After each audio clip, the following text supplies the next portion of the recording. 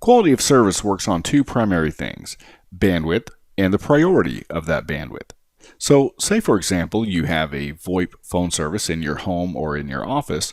Obviously, a VoIP system doesn't require near as much bandwidth as, say, web traffic or downloading BitTorrent, but it does require a higher level of priority. And obviously, the reason for that is so that, say for example, someone begins playing a game or downloading torrent files, your call will not be disconnected from a more bandwidth-intensive application. So many people believe that simply because they have a fewer number of computers or devices within their network, that they have a basic setup.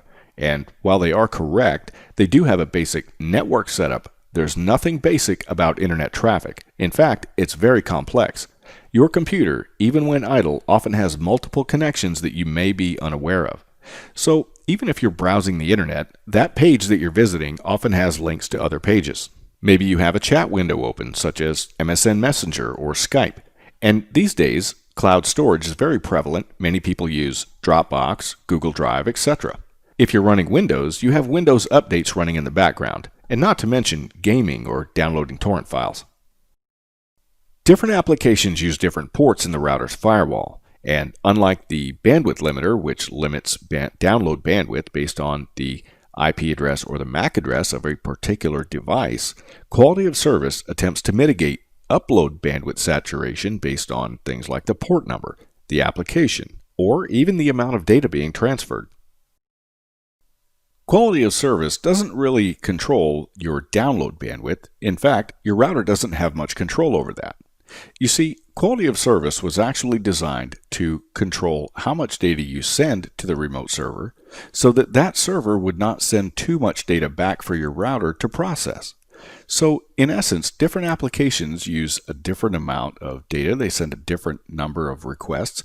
And for example, if you're using VoIP, the request number would be much less than it would be for BitTorrent. And if your router sent a request outbound for BitTorrent, the request could be 40 or 50 times the amount of data that you actually requested. And ultimately, what will happen is your download will saturate your entire network and quality of service will no longer work. So as we move forward through this tutorial, just keep in mind that what we're trying to do is control the amount of outbound requests in an effort to limit the amount of inbound data that we receive.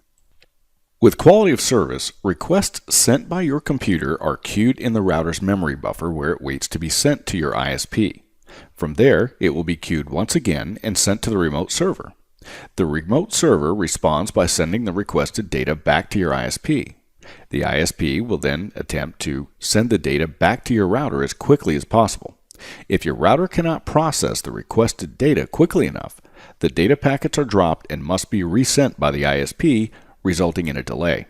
So in essence, quality of service helps to prioritize which outbound packets are of more importance than others, and as a result, indirectly forces inbound packets of less priority to wait.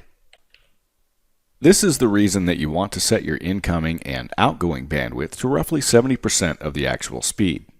Setting these too high, with the intention of getting better speeds, will actually have a negative impact. And because downlink connections are much faster than uplink speeds, the router's memory buffer needs enough headroom to compensate for the excessive amount of downlink packets. Setting these too close to the maximum speeds will cause the buffer to become full, and ultimately quality of service will fail. So, as a rule, set your incoming and outgoing bandwidth limits to no higher than 70% of your lowest speed test results. Quality of service does not work within your LAN, or in other words, from one machine to another machine inside of your local area network. It's actually designed to prioritize bandwidth from the WAN port, or in other words, from your router to the ISP.